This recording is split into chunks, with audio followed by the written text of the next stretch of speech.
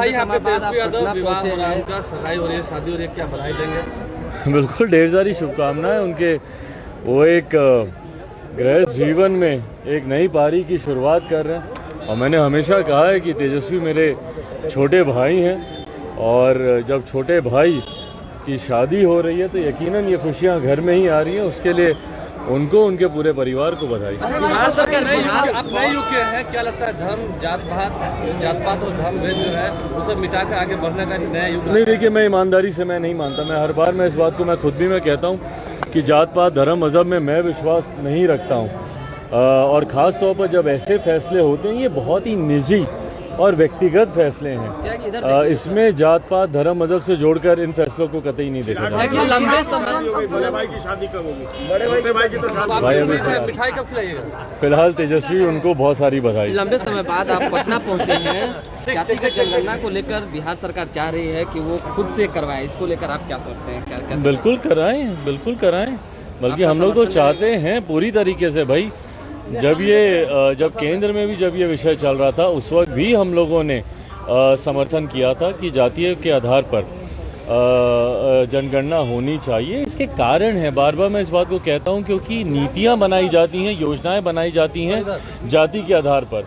भले वो केंद्र सरकार की नीतियां हों, भले वो राज्य सरकार की नीतियां हों, जाति के आधार पर ही बनाई जाती है। तो इसके लिए उस जाति की कितनी आबादी है वो उसकी जानकारी होना ज़रूरी है ताकि उसी के अनुपात में राशि का आवंटन किया जाए। तो इसीलिए अगर राज्य सरकार अगर ये फैसला लेती है तो लोक जनशक्ति पार्टी रामविलास उसका पूरी तरीके से समर्थन करेगी। शराबबंदी को लेकर आप हमेशा ये चीज़ें बोलते रहे हैं कि विफल रही है, इस तरह नीतियाँ नहीं बन पाती है।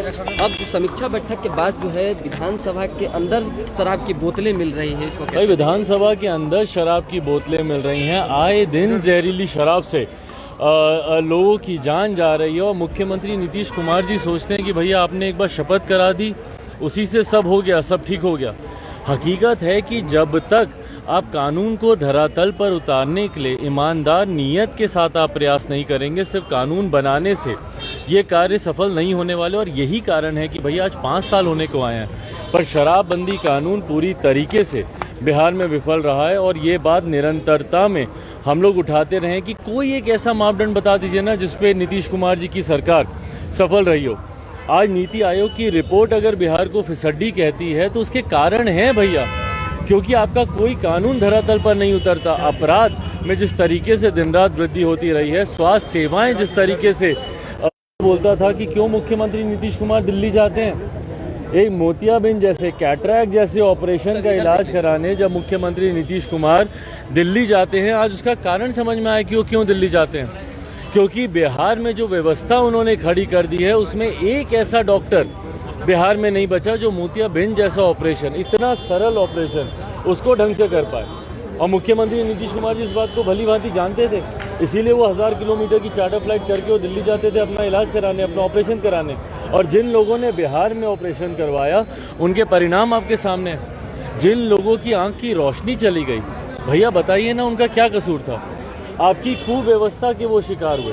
और बार बार मैं इस बात को बोलता हूँ कि दुख मुझे इस बात का होता है कि मुख्यमंत्री नीतीश कुमार किसी भी पीड़ित परिवार से मिलना तक जरूरी नहीं समझते। भैया आप एक बार जाइए तो उन लोगों के पास, पूछिए उनसे कि क्या हुआ, ऑपरेशन के दौरान कठिनाई हुई, बाद में कठिनाई हुई। जब तक आप सुनेंगे नहीं तो आप उसकी जांच कैसे करेंगे? यही शराबबंदी में भी मैंने बार बार कहा था कि भैया आप जाइए उन पीड़ित परिवारों से मिलिए, वो बताएंगे कि कहाँ जाकर इन लोगों ने शराब पी, कैसे हुआ, कैसे उनकी हालत बिगड़ी।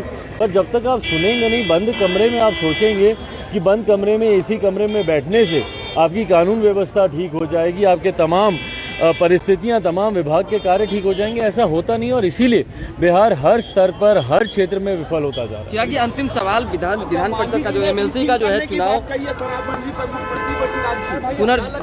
जो है, देखिए मैं उसको रीथिंक करने का मैं समर्थन नहीं करता हूँ। हम लोग मानते हैं कि भैया शराबबंदी कानून, खास तौर पर बिहार जैसा राज्य जहाँ पे शिक्षा का इतना अभाव है, जहाँ पे लोगों को जानकारी नहीं है कि ऐसे नशीले पदार्थ के क्या क्या नुकसान हो सकते हैं, तो मैं मानता हूं कि बिहार जैसे राज्य में खास तौर पर शराबबंदी लागू रहनी चाहिए।